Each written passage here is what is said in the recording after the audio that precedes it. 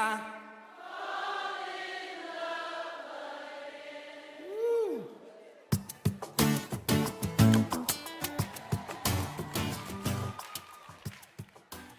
so we're still talking about haters and who are the haters, and what can happen to you because you have haters, and how can you, can you relate to being hated. You can only be relate to being hated when you look at the scriptures, and know that, even though you are hated, you are chosen. And if you are chosen to do something, no one can take your place, no one can exchange your destiny, not if you are covered under the blood of Jesus, not if you are a prayerful person, not if you know who you are. Sinach sang and said, I know who I am, what he says I am, what he says I can do. So you must know who you are in God, and that way, even though you have haters, that are, threatening your destiny, it cannot be, it cannot go anywhere. So we see that in the book of,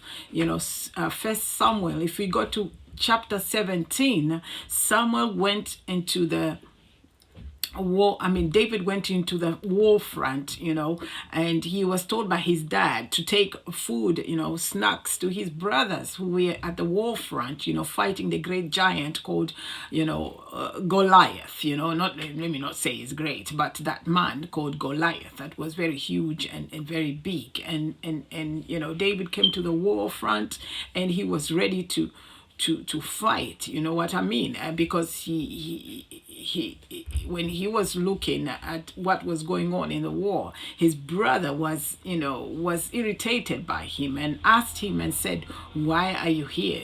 Where have you left those bears? Where have you left those sheep? I know your naughtiness of your heart. And David answered and said, is there not a cause? You see, because David knew that there was a destiny and a purpose in him. You know what I mean? He knew that he was anointed, and he knew that the strength in him and God was able to overcome any battle, was able to defeat anything that was standing before him. And therefore he told Goliath, he said, you come to me with a sword and a spear, but I come to you in the name of the Lord of hosts. And he said, this day I will have your head. And that was it. And Goliath was dead.